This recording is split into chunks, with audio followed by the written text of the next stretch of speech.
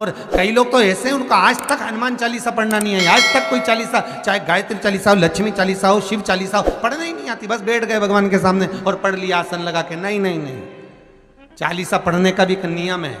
अगर कोई लक्ष्य लेकर पढ़ रहे हो तो उसका एक नियम है।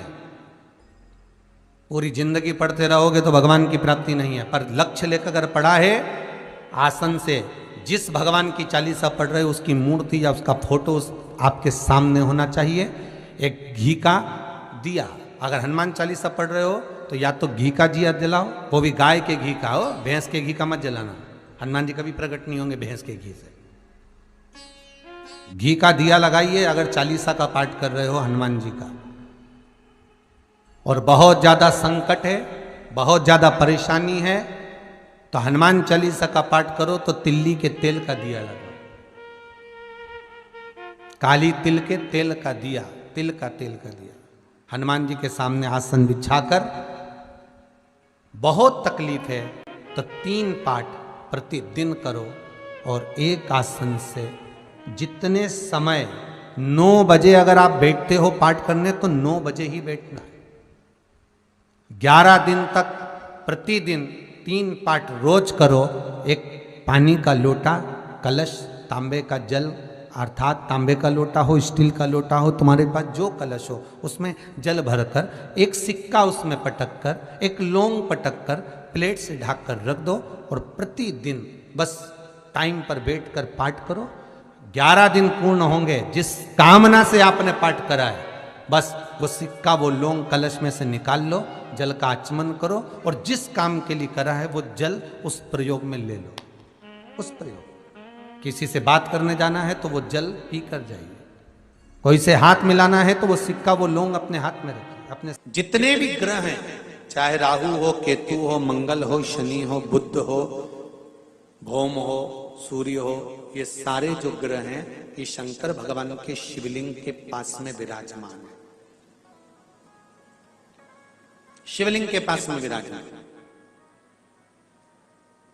कभी मौका मिल जाए, विवाह शादी में देरी हो रही हो या कोई नया कार्य चालू कर रहे हो उसमें देरी हो रही हो, या कोई सर्विस के लिए, नौकरी के लिए जा रहे हो और वो कार्य नहीं हो रहा हो, तो एक धतूरा, केवल एक धतूरा, उस धतूरे को फोड़कर उसके अंदर का फल निकालकर उस फल को शिवलिंग पर चढ़ाकर 1 लोटा जल शंकर भगवान को समर्पित कर कर। दिन होना चाहिए मंगलवार। कौन सा दिन होना चाहिए? जम के बोलो जरा, मंगलवार। समर्पित करो। उसके बाद में आप विवाह के लिए अगर समर्पित करें हैं तो विवाह में देरी नहीं होगी। व्यवसाय और व्यापार के लिए या नौकरी के लिए समर्पित करें हैं तो उसमें देरी नहीं होगी। एक पत्र में आया है, सुन लीजिए, बड़ा सुंदर संवाद है। श्री शिवाय नमस्तुभ्यं। कल से एक नियम लेना, शमी के वृक्ष की पत्ती, जैसे ये बेलपत्र होता है, शिव को और गणेश को बेलपत्र, शमी पत्र समर्पित होता है। आपको कथा में वर्णन किया था, 33 कोटि देवताओं को भले बेलपत्र नहीं चढ़ेगा पर 33 कोटि देवताओं को शमी पत्र चढ़ता है। और उसमें एक गणेश जी महाराज और एक बाबा भोलेनाथ, इन दोनों को शमी समर्पित होता है, शमी पत्र समर्पित होता है। महाराज कथा में पहले भी वर्णन किया, आज फिर आपको ये शिवलिंग समझ लेना बहुत अच्छे से। जो आपको करना है रिद्धि सिद्धि पाने के लिए, संपदा को बढ़ाने के लिए, ये शिवलिंग है, ठीक है। ये गोल जलाधारी है, ये चरण से जल नीचे गिरता है। शंकर जी का पूरा परिवार शिवलिंग के आसपास में है।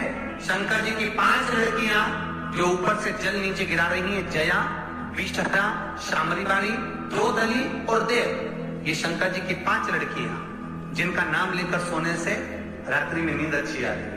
एक एक बूंद जो ऊपर से गिरा रही हैं, ये शिव की 5 बेटी। जहां से जल नीचे गिरता है, शिवलिंग का जो जल नीचे जाता है, उसके राइट भाग में गणेश जी का स्थान, लेफ्ट भाग में कार्तिकेय का स्थान, बीच में शंकर जी की सबसे छोटी लड़की अशोक सुंदरी का स्थान। शिव महापुराण की कथा कहती है और गणेश चरित्र अपन श्रवण कर रहे हैं। जिसके घर में संपदा की कमी पड़ती हो, बीमारियां ज्यादा फैल रही हो, बहुत कष्ट हो महाराज, बहुत ज्यादा दुखी हो महाराज, कोई काम नहीं बन रहा, बहुत तकलीफ में हो, तो शमी पत्र, शमी की पत्ती, जहां गणेश जी का स्थान है वहां पर 5 शमी पत्र 5 समर्पित करें और शंकर जी के ऊपर 3 शमी पत्र समर्पित करें। बहुत ध्यान देना, 5 शमी पत्र जहां गणेश जी का स्थान है शिवलिंग में वहां समर्पित करें, 3 शमी पत्र शिवलिंग के ऊपर समर्पित करें।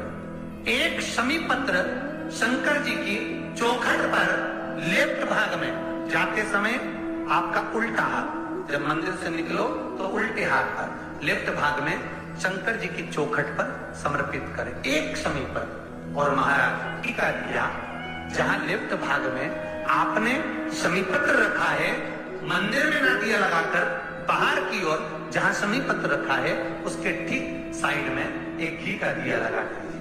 गणेश पुराण कहती है भगवान गणेश जी का मोर ध्वज का, मयूर ध्वज गणेश का नाम लेकर जो ये दीप शमी पत्र चढ़ा देता है उसके घर से कभी स्थिति नहीं जाती, वैभव प्रतिष्ठा नहीं जाती। कर कर देखना, अगले साल तक आपका व्यापार कितना चलता है हमको बताना जरूर, करके देखो एक बार। गणेश पुराण का, शिव महापुराण का ये प्रसंग करिए, जीवन में उतार।